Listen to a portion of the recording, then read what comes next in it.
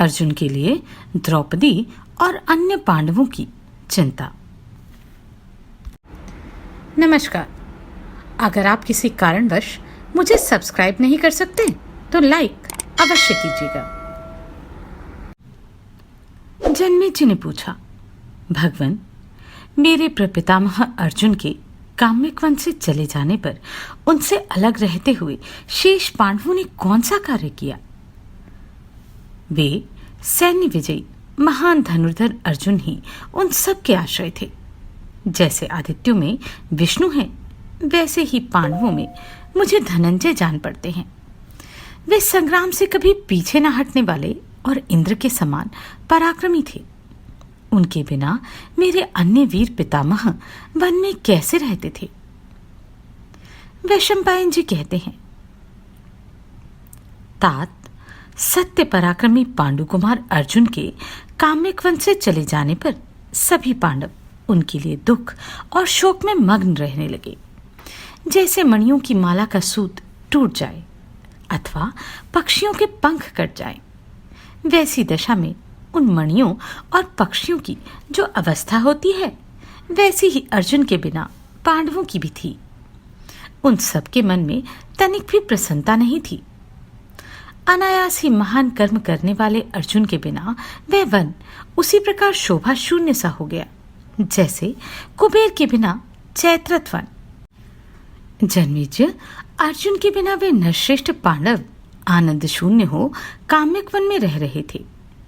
भरत श्रेष्ठ, वे महारथी वीर शुद्ध बाणों द्वारा ब्राह्मणों के बाघांबर आदि के लिए पराक्रम करके नाना प्रकार के पवित्र मृगों को मारा करते थे। वे नरश्रेष्ठ और शत्रुदमन पांडव प्रतिदिन ब्राह्मणों के लिए जंगली फलमूल का आहार संग्रहित करके उन्हें अर्पित करते थे। राजन, धनंजय के चले जाने पर वे सभी नरश्रेष्ठ वहां खिन्नचित हो उन्हीं के लिए उत्कंठित होकर रहते थे। विशेषतः पांचाल राजकुमारी द्रौपदी अपने मझले पति अर्जुन का स्मरण करती हुई सदा उद्विग्न रहने वाले पांडव शिरोमणि युधिष्ठिर से इस प्रकार बोली,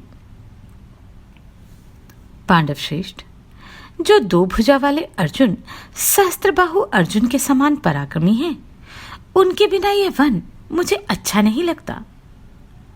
मैं यत्र तत्र यहाँ की जिस जिस भूमि पर दृष्टि डालती हूँ, सबको सोनी सी ही पाती हूँ। यह अनेक आश्चर्य से भरा हुआ और विकसित कुसुमों से अलंकृत वृक्षमाला काम्यक वन भी सव्यसाची अर्जुन के बिना पहले जैसा रमणीय नहीं जान पड़ता। नीलमेघ के समान कांति और मतवाले गजराज की सी गति वाले उन कमल नयन अर्जुन के बिना यह काम्यक वन मुझे तनिक भी नहीं भाता। राजन, जिनके धनुष की टनकार बिजली की कड़कड़ाहट के समान सुनाई देती है, उन सव्यसाची की याद करके मुझे तनिक भी चैन नहीं मिला। महाराज, इस प्रकार विलाप करती हुई द्रौपदी की बात सुनकर शूरवीरों का संहार करने वाले भीमसेन ने उससे इस प्रकार कहा, भद्रे, सुमध्य में तुम जो कुछ कहती हो वह मेरे मन को प्रसन्न करने वाला है। तुम्हारी बात मेरे हृदय को अमृतपान के तुल्य तृप्ति प्रदान करती है। जिनकी दोनों भुजाएं लंबी, मोटी, बराबर बराबर तथा परिध के समान सुशोभित होने वाली हैं, जिन पर प्रत्यंचा की रगड़ का चिन्ह बन गया है, जो गोलाकार है और जिनके खड़ग एवं धनुष सुशोभित होते हैं, सोने के भुजबंधों से विभूषित होकर जो 5-5 फन वाले दो सर्पों के समान प्रतीत होती हैं, उन 5 अंगुलियों से युक्त दोनों भुजाओं से विभूषित नरश्रेष्ठ अर्जुन के बिना आज यह वन सूर्यहीन आकाश के समान श्रीहीन दिखाई देता है। जिन महाबाहु अर्जुन का आश्रय लेकर पांचाल और कुरुवंश के वीर युद्ध के लिए उद्धत देवताओं की सेना का सामना करने से भी भयभीत नहीं होते हैं, जिन महात्मा के बाहुबल के भरोसे हम सब लोग युद्ध में अपने शत्रुओं को पराजित और इस पृथ्वी का राज्य अपने अधिकार में आया हुआ मानते हैं, उन वीरवर अर्जुन के बिना हमें काम्यक वन में धैर्य नहीं प्राप्त हो रहा। मुझे सारी दिशाएं अंधकार से आच्छन्न से दिखाई देती हैं। भीमसेन की यह बात सुनकर पांडुनंदन नकुल अश्रु गदगद कंठ से बोले, जिन महावीर अर्जुन के विषय में रण प्रांगण के भीतर देवताओं के द्वारा भी दिव्य कर्मों का वर्णन किया जाता है, उन योद्धाओं में श्रेष्ठ धनंजय के बिना अब इस वन में हमें क्या प्रसन्नता है। जिन महातेजस्वी ने उत्तर दिशा में जाकर महाबली मुख्य मुख्य गंधर्वों को युद्ध में परास्त करके उनसे सैकड़ों घोड़े प्राप्त किए, युधिष्ठिर को प्रेम पूर्वक वायु के समान वेगशाली तितिर कलमाश नामक सुंदर घोड़े भेंट किए, भीम के छोटे भाई उन भयंकर धनुर्धर देवोपम अर्जुन के बिना इस समय मुझे इस काम्यक वन में रहने की इच्छा नहीं होती। सहदेव ने कहा, जिन महारथी वीर ने पहले राजसूय महायज्ञ के अवसर पर युद्ध में जीतकर बहुत धन और कन्याएं महाराज युधिष्ठिर को भेंट की हैं, जिन अनंत तेजस्वी धनंजय ने भगवान श्री कृष्ण की सम्मति से युद्ध के लिए एकत्र हुए समस्त यादवों को अकेले ही जीतकर सुभद्रा का हरण कर लिया था, महाराज उन्हीं विजयी भ्राता धनंजय के आसन को अब अपनी कुटिया में सूना देखकर मेरे हृदय को कभी शांति नहीं मिलती। अतः शत्रुदमन, मैं इस वन से अन्यत्र चलना चाहता हूं। वीरवर अर्जुन के बिना अब यह वन रमणीय नहीं लगता। वैशंपायन जी कहते हैं, जन्मेजय धनंजय के लिए उत्सुक द्रौपदी सहित सब भाइयों के पूर्वोक्त वचन सुनकर धर्मराज युधिष्ठिर का भी मन बहुत उदास हो गया। इतने में ही उन्होंने देखा महात्मा देवर्षि नारद वहां उपस्थित हैं, जो अपने ब्रह्म तेज से दैदीप्यमान हो घी की आहुति से प्रज्वलित हुई अग्नि के समान प्रकाशित हो रहे हैं। उन्हें आया देखकर भाइयों सहित धर्मराज ने उठकर उन महात्मा का यथायोग्य सत्कार किया। अपने भाइयों से घिरे हुए अत्यंत तेजस्वी कुरुश्रेष्ठ श्रीमान युधिष्ठिर देवताओं से घिरे हुए देवराज इंद्र की भांति सुशोभित हो रहे थे। जैसे गायत्री चारों वेदों का और सूर्य की प्रभा मेरु पर्वत का त्याग नहीं करती, उसी प्रकार यागसेनी द्रौपदी ने भी धर्मतः अपने पति कुंती कुमारों का परित्याग नहीं किया। निष्पाप जन्मेजय उनकी यह पूजा ग्रहण करके देवऋषि भगवान नारद ने धर्मपुत्र युधिष्ठिर को उचित सांत्वना दी। तत्पश्चात वे महात्मा धर्मराज युधिष्ठिर से इस प्रकार बोले, धर्मात्माओं में श्रेष्ठ नरेश, बोलो तुम्हें किस वस्तु की आवश्यकता है, मैं तुम्हें क्या दूं? तब भाइयों सहित धर्मनंदन राजा युधिष्ठिर ने देवतुल्य नारद जी को प्रणाम करके हाथ जोड़कर कहा, महाभाग उत्तम व्रत का पालन करने वाले महर्षि, संपूर्ण विश्व के द्वारा पूजित आप महात्मा के संतुष्ट होने पर मैं ऐसा समझता हूं कि आपकी कृपा से मेरा सब कार्य पूरा हो गया। निष्पाप मुनि श्रेष्ठ, यदि भाइयों सहित मैं आपकी कृपा का पात्र हूं तो आप मेरे संदेह को सम्यक प्रकार से नष्ट कर दीजिए। जो मनुष्य तीर्थ यात्रा में तत्पर होकर इस पृथ्वी की परिक्रमा करता है, उसे क्या फल मिलता है, यह आप पूर्ण रूप से बताने की कृपा कीजिए। नारद जी ने कहा, राजन सावधान होकर सुनो। बुद्धिमान भीष्म जी ने महर्षि पुलस्त के मुख से सब बातें जिस प्रकार सुनी थी, वह सब मैं तुम्हें बता रहा हूं। महाभाग, पहले की बात है, देवताओं और गंधर्वों से सेवित गंगा द्वार अर्थात हरिद्वार तीर्थ में भागीरथी के पवित्र शुभ एवं देवऋषि सेवित तट प्रदेश में श्रेष्ठ धर्मात्मा भीष्म जी पितृ संबंधी अर्थात श्राद्ध तर्पण आदि व्रत का आश्रय ले महर्षियों के साथ रहते थे। परम तेजस्वी भीष्म जी ने वहां शास्त्रीय विधि के अनुसार देवताओं, ऋषियों और पितरों का तर्पण किया। कुछ समय के बाद जब महायशस्वी भीष्म जी जप में लगे हुए थे। अपने पास ही उन्होंने अद्भुत तेजस्वी मुनिश्रेष्ठ पुलस्त्य जी को देखा। वे उग्र तपस्वी महर्षि तेज से दैदीप्यमान हो रहे थे। उन्हें देखकर भीष्म जी को अनुपम प्रसन्नता हुई तथा वे बड़े आश्चर्य में पड़ गए।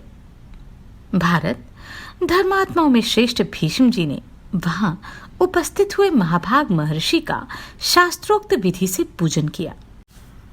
उन्होंने पवित्र एवं एकाग्रचित होकर पुलस्त्य जी के दिए हुए अर्घ्य को सिर पर धारण करके उन ब्रह्मर्षि श्रेष्ठ पुलस्त्य जी को अपने नाम का इस प्रकार परिचय दिया। सुव्रत, आपका भला हो। मैं आपका दास भीष्म हूं। आपके दर्शन मात्र से ही मैं सब पापों से मुक्त हो गया। महाराज युधिष्ठिर, धनुर्धरियों में श्रेष्ठ एवं वाणी को संयम में रखने वाले भीष्म ऐसा कहकर हाथ जोड़े चुप हो गए।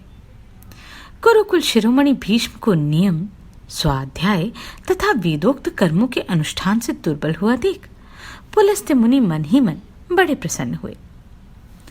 पुलस्त्य जी ने कहा, धर्मज्ञ उत्तम व्रत का पालन करने वाले महाभाग, तुम्हारे इस विनय, इंद्रिय संयम और सत्य पालन से मैं बहुत संतुष्ट हूं।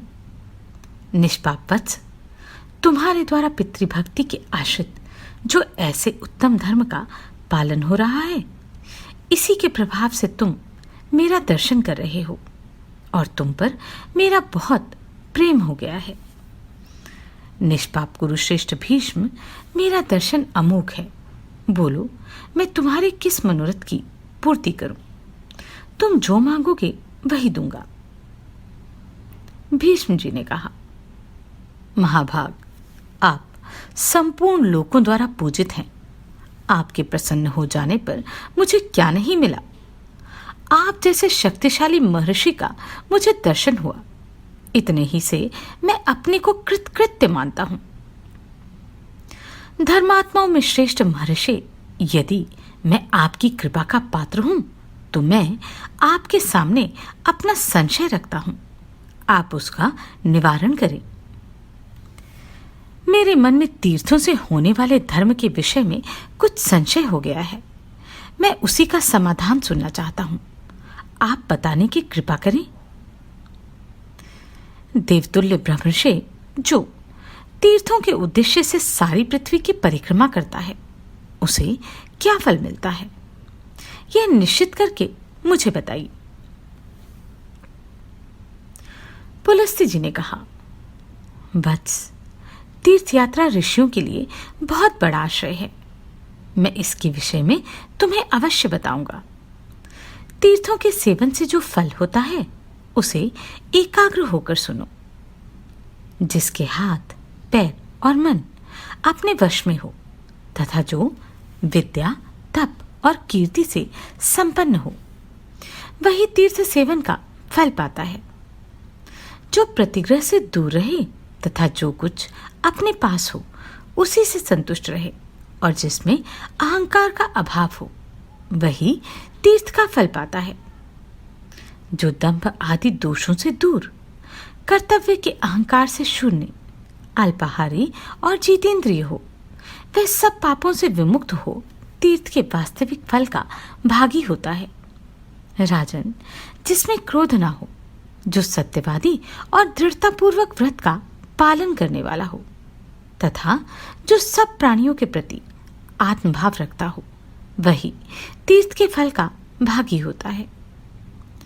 ऋषियों ने देवताओं के उद्देश्य से यथा योग्य यज्ञ बताए हैं और उन यज्ञों का यथावत फल भी बताया है, जो इहलोक और परलोक में भी सर्वथा प्राप्त होता है। परंतु भूपाल, दरिद्र मनुष्य उन यज्ञों का अनुष्ठान नहीं करते, क्योंकि उनमें बहुत सी सामग्रियों की आवश्यकता होती है। नाना प्रकार के साधनों का संग्रह होने से उनमें विस्तार बहुत बढ़ जाता है। अतः राजा लोग अथवा कहीं कहीं कुछ समृद्धशाली मनुष्य ही यज्ञों का अनुष्ठान कर सकते हैं। जिनके पास धन की कमी और सहायकों का अभाव हो, जो अकेले और साधन शून्य हों, उनके द्वारा यज्ञों का अनुष्ठान नहीं हो सकता। योद्धाओं में श्रेष्ठ नरेश्वर, जो सत्कर्म दरिद्र लोग भी कर सकें और जो अपने पुण्यों द्वारा यज्ञों के समान फलप्रद हो सके, उसे बताता हूं, सुनो। भरत श्रेष्ठ, यह महर्षियों का परम गोपनीय रहस्य है। तीर्थ यात्रा बड़ा पवित्र सत्कर्म है। यह यज्ञों से भी बढ़कर है। मनुष्य इसलिए दरिद्र होता है कि वह तीर्थों में 3 रात तक उपवास नहीं रखता, तीर्थों की यात्रा नहीं करता और सुवर्णदान और गौदान नहीं करता। मनुष्य तीर्थ यात्रा से जिस फल को पाता है, उसे प्रचुर दक्षिणा वाले अग्निउष्टम आदि यज्ञों द्वारा यजन करके भी नहीं पा सकता। मनुष्य लोक में देवादिदेव ब्रह्मा जी का त्रिलोक विख्यात तीर्थ है, जो पुष्कर नाम से प्रसिद्ध है।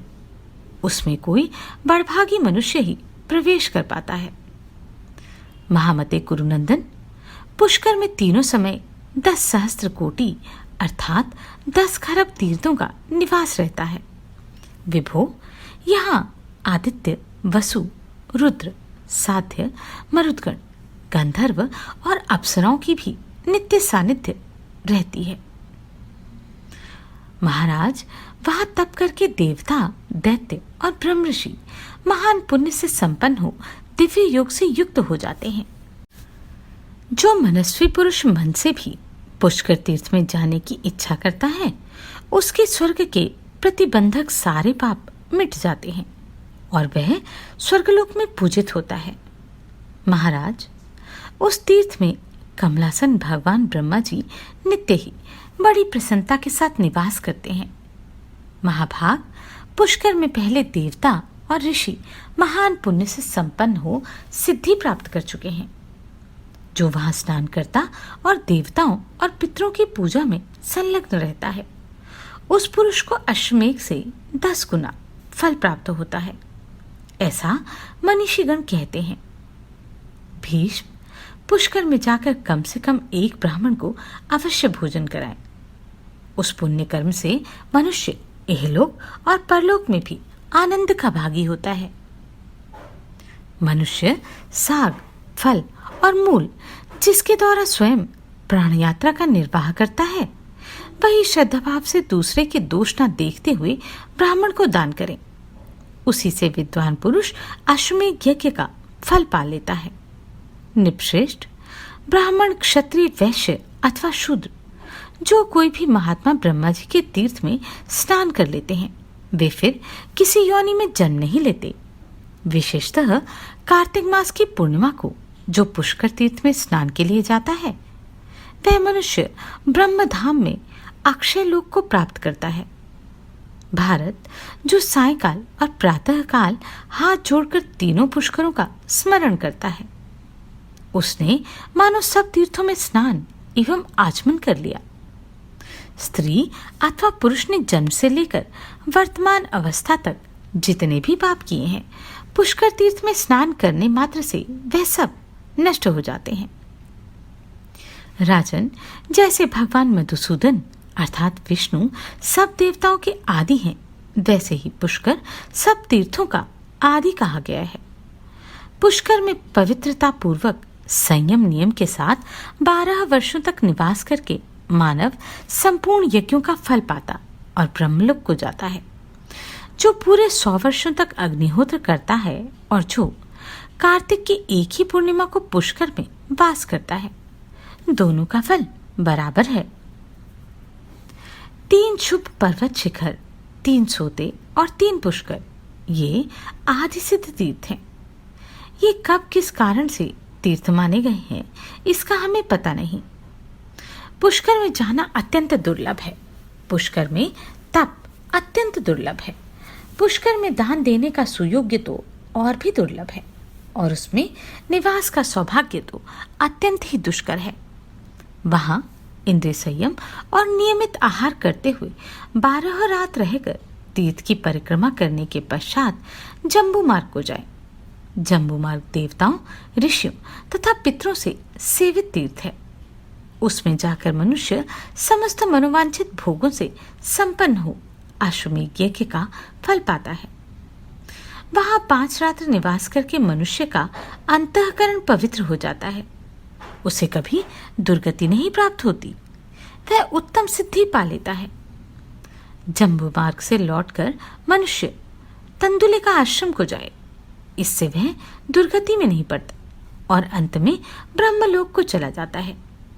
राजन, जो अगस्त्य सरोवर जाकर देवताओं और पितरों के पूजन में तत्पर हो 3 रात उपवास करता है, वह अग्निउष्टम का फल पाता है। जो शाकाहार या फलाहार करके वहां रहता है, वह परम उत्तम कुमार लोक अर्थात कार्तिकेय के लोक में जाता है। वहां से लोक पूजित कर्ण के आश्रम में जाता है, जो भगवती लक्ष्मी के द्वारा सेवित है। भरत श्रेष्ठ, यह धर्मारण्य कहलाता है। इसे परम पवित्र एवं आदि तीर्थ माना गया है। उसमें प्रवेश करने मात्र से मनुष्य सब पापों से छुटकारा पा लेता है। जो वहां नियम पूर्वक मिताहारी होकर देवताओं और पितरों की पूजा करता है, वह संपूर्ण कामनाओं से संपन्न यश का फल पाता है।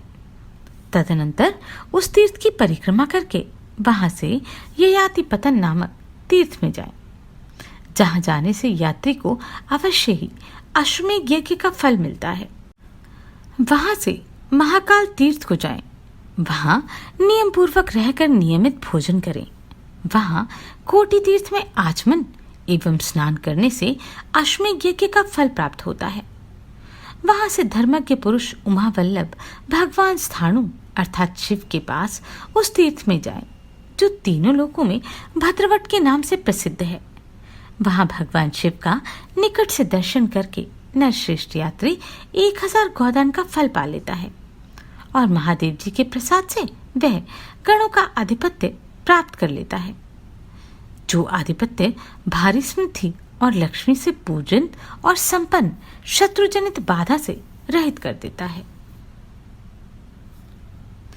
वहां से त्रिभुवन विख्यात नर्मदा नदी के तट पर जाकर देवताओं और पितरों का तर्पण करने से अग्निउष्ठम यज्ञ का फल मिलता है। इंद्रियों को वश में रखकर ब्रह्मचर्य का पालन करते हुए दक्षिण समुद्र की यात्रा करने से मनुष्य अग्निउष्ठम यज्ञ का फल और विमान पर बैठने का सौभाग्य पा लेता है। इंद्रिय संयम या शौच, संतोष आदि के पालन पूर्वक नियमित आहार का सेवन करते हुए चर्मणवती अर्थात चंबल नदी में स्नान आदि करने से राजा रतिदेव द्वारा अनुमोदित अग्निउष्ठम यज्ञ का फल मिलता है। धर्मज्ञ युधिष्ठिर वहां से आगे हिमालय पुत्र अर्बुद अर्थात आबू की यात्रा करें, जहां पहले पृथ्वी में विवर था। वहां महर्षि वशिष्ठ का त्रिलोक विख्यात आश्रम है, जिसमें 1 रात रहने से सहस्त्र गोदान का फल मिलता है। नरश्रेष्ठ, पिंड तीर्थ में स्नान एवं आचमन करके ब्रह्मचारी एवं जितेंद्रिय मनुष्य 100 कपिलाओं के दान का फल प्राप्त कर लेता है। राजेंद्र, तदनंतर उत्तम प्रभास तीर्थ में जाएं। वीर, उस तीर्थ में देवताओं के मुख रूप भगवान अग्निदेव, जिनके सारथी वायु हैं, सदा निवास करते हैं। उस तीर्थ में स्नान करके शुद्ध एवं संयम चित्त हो मानव अतिरात्र और अग्निउष्ठम यज्ञ का फल पाता है। तदनंतर सरस्वती और समुद्र के संगम में जाकर स्नान करने से मनुष्य सहस्त्र गोदान का फल और स्वर्गलोक पाता है। भरत श्रेष्ठ, वह पुण्यात्मा पुरुष अपने तेज से सदा अग्नि की भांति प्रकाशित होता है। मनुष्य शुद्धचित हो जलों के स्वामी वरुण के तीर्थ अर्थात समुद्र में स्नान करके वहां 3 रात रहे और प्रतिदिन नहाकर देवताओं तथा पितरों का तर्पण करे। ऐसे करने वाला यात्री चंद्रमा के समान प्रकाशित होता है, साथ ही उसे अश्वमेध यज्ञ का फल मिलता है। भरत श्रेष्ठ, वहां से वरदान तीर्थ में जाएं। युधिष्ठिर, यह वह स्थान है जहां मुनिवर दुर्वासा ने श्री कृष्ण को वरदान दिया था। वरदान तीर्थ में स्नान करने से मानव सहस्त्र गोदान का फल पाता है वहां से तीर्थयात्री को द्वारका जाना चाहिए। वह नियम से रहे और नियमित पूजन करे। पिंडार तीर्थ में स्नान करने से मनुष्य को अधिकाधिक सुवर्ण की प्राप्ति होती है। महाभाग उस तीर्थ में आज भी कमल के चिन्हों से चिन्हित सुवर्ण मुद्राएं देखी जाती हैं। शत्रुदमन, यह एक अद्भुत बात है। पुरुष रत्न कुरुनंदन जहाज से त्रिशूल अंकित कमल दृष्टिगोचर करते हैं, वहीं महादेव जी का निवास है। भारत सागर और सिंधु नदी के संगम में जाकर वरुण तीर्थ में स्नान करके शुद्धचित हो देवताओं, ऋषियों तथा पितरों का तर्पण करें। भरत को तिलक, ऐसा करने से मनुष्य दिव्य दीप्ति से दैदीप्यमान वरुण लोक को प्राप्त होता है। वहां से तीर्थयात्री को द्वारका जाना चाहिए। वह नियम से रहे और नियमित भोजन करे। पिंडारक तीर्थ में स्नान करने से मनुष्य को अधिकाधिक सुवर्ण की प्राप्ति होती है। महाभाग उस तीर्थ में आज भी कमल के चिन्हों से चिन्हित सुवर्ण मुद्राएं देखी जाती हैं। शत्रुदमन, यह एक अद्भुत बात है। पुरुष रत्न कुरुनंदन जहां त्रिशूल से अंकित कमल दृष्टिगोचर होते हैं, वहीं महादेव जी का निवास है। भारत सागर और सिंधु नदी के संगम में जाकर वरुण तीर्थ में स्नान करके शुद्धचित हो देवताओं, ऋषियों तथा पितरों का तर्पण करें। भरत कुल तिलक, ऐसा करने से मनुष्य दिव्य दीप्ति से दैदीप्यमान वरुण लोक को जाता है। युधिष्ठिर, वहां शंकुकर्णेश्वर शिव की पूजा करने से मनीषी पुरुष अश्वमेघ से 10 गुने फल की प्राप्ति करता है। भरत वंशावत्स कुरुश्रेष्ठ उनकी परिक्रमा करके त्रिभुवन विख्यात दमी नामक तीर्थ में जाएं, जो सब पापों का नाश करने वाला है। वहां ब्रह्मा आदि देवता भगवान महेश्वर की उपासना करते हैं। वहां स्नान, जलपान और देवताओं से घिरे हुए रुद्रदेव का दर्शन पूजन करने से स्नानकर्ता पुरुष के जन्म से लेकर वर्तमान समय तक के सारे पाप नष्ट हो जाते हैं। नरश्रेष्ठ, भगवान दमी का सभी देवता स्तवन करते हैं। पुरुष सिंह, वहां स्नान करने से अश्वमेध यज्ञ की फल की प्राप्ति होती है। महाप्राग नरेश, सर्वशक्तिमान भगवान विष्णु ने पहले दैत्यों दानवों का वध करके इसी तीर्थ में जाकर लोक संग्रह के लिए शुद्धि की थी। धर्मज्ञ, वहां से वसुधा तीर्थ में जाएं, जो सबके द्वारा प्रशंसित है। वहां जाने मात्र से अश्वमेध यज्ञ का फल मिलता है। कुरुश्रेष्ठ, वहां स्नान करके शुद्ध और समाहित चित्त होकर देवताओं और पितरों का तर्पण करने से मनुष्य विष्णु लोक में प्रतिष्ठित होता है। भरत श्रेष्ठ, उस तीर्थ में वसुओं का पवित्र सरोवर है। उसमें स्नान और जलपान करने से मनुष्य वसु देवताओं का प्रिय होता है।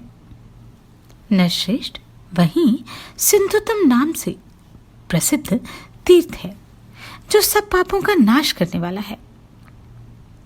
उसमें स्नान करने से प्रचुर सुवर्ण राशि की प्राप्ति होती है। भद्रतुंग तीर्थ में जाकर पवित्र एवं सुशील पुरुष ब्रह्मलोक में जाता है और वहां उत्तम गति पाता है। शक्र कुमारी का तीर्थ सिद्ध पुरुषों द्वारा सेवित है। वहां स्नान करके मनुष्य शीघ्र ही स्वर्ग लोक में चला जाता है। वहीं सिद्ध सेवित रेणुका तीर्थ है, जिसमें स्नान करके ब्राह्मण चंद्रमा के समान निर्मल होता है। तदनंतर शौच, संतोष आदि नियमों का पालन और नियमित भोजन करते हुए पंचनद तीर्थ में जाकर मनुष्य 5 महायज्ञों का फल पाता है, जो कि शास्त्रों में क्रमशः बतलाए गए हैं। राजेंद्र, वहां से भीमा के उत्तम स्थान की यात्रा करें। भरत श्रेष्ठ, यहाँ योनि तीर्थ में स्नान करके मनुष्य देवी का पुत्र होता है। उसकी अंग कांति दबाए हुए सुवर्ण कुंडल के समान होती है। राजन, उस तीर्थ के सेवन से मनुष्य को सहस्त्र गोदान का फल मिलता है। त्रिभुवन विख्यात श्रीकुंड में जाकर ब्रह्मा जी को नमस्कार करके सहस्त्र गोदान का फल प्राप्त होता है। धर्मज्ञ वहां से परम उत्तम विमल तीर्थ की यात्रा करें, जहां आज भी सोने और चांदी के रंग की मछलियां दिखाई देती हैं। उसमें स्नान करने से मनुष्य शीघ्र ही इंद्रलोक को प्राप्त होता है और सब पापों से शुद्ध हो परम गति प्राप्त कर लेता है। भारत विस्तरा तीर्थ अर्थात झेलम में जाकर वहां देवताओं और पितरों का तर्पण करने से मनुष्य को वाजपेयी यज्ञ का फल मिलता है। कश्मीर में ही नागराज तक्षक का वितस्ता नाम से प्रसिद्ध भवन है, जो सब पापों का नाश करने वाला है। वहां स्नान करने से मनुष्य निश्चय ही वाजपेयी यज्ञ का फल प्राप्त करता है और सब पापों से शुद्ध हो उत्तम गति का भागी होता है। वहां से त्रिभुवन विख्यात बड़वा तीर्थ को जाएं। वहां पश्चिम संध्या के समय विधि पूर्वक स्नान और आचमन करके अग्निदेव को यथाशक्ति चरु निवेदन करें। वहां पितरों के लिए दिया हुआ दान अक्षय होता है, ऐसा मनीषी पुरुष कहा करते हैं। राजन, वहां देवता, ऋषि, पितृ, गंधर्व, अप्सरा, गोयक, किन्नर, यक्ष, सिद्ध, विद्याधर, मनुष्य, राक्षस, दैत्य, रुद्र और ब्रह्मा, इन सब ने नियम पूर्वक सहस्त्र वर्षों के लिए उत्तम दीक्षा ग्रहण करके भगवान विष्णु की प्रसन्नता के लिए चरु अर्पण किया। ऋग्वेद के 7 मंत्रों द्वारा सबने चरु की 7 आहुतियां दी और भगवान केशव को प्रसन्न किया। उन पर प्रसन्न होकर भगवान ने उन्हें अष्टगुण ऐश्वर्य अर्थात अणिमा आदि 8 सिद्धियां प्रदान की। महाराज, तत्पश्चात उनकी इच्छा के अनुसार अन्यान्य वर देकर भगवान केशव वहां से उसी प्रकार अंतर्धान हो गए जैसे मेघों की घटा में बिजली तिरोहित हो जाती है। भारत, इसलिए यह तीर्थ तीनों लोकों में सप्तचरु के नाम से विख्यात है। वहां अग्नि के लिए दिया हुआ चरु 1,00,000 गोदान, 100 राजसूय यज्ञ और सहस्त्र अश्वमेध यज्ञ से भी अधिक कल्याणकारी है। राजेंद्र, वहां से लौटकर रुद्रपद नामक तीर्थ में जाएं। वहां महादेव जी की पूजा करके तीर्थयात्री पुरुष अश्वमेध का फल पाता है। राजन, एकाग्रचित हो ब्रह्मचर्य पालन पूर्वक मणिमान तीर्थ में जाएं।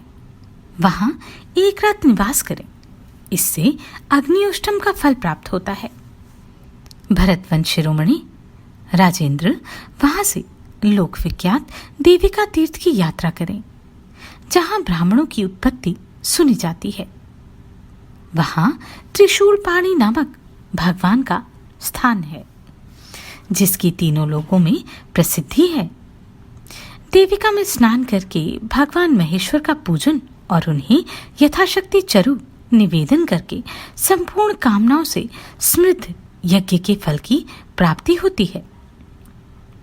वहां भगवान शंकर का देव सेवित काम तीर्थ है। भारत, उनमें स्नान करके मनुष्य शीघ्र मनोवांछित सिद्धि प्राप्त कर लेता है।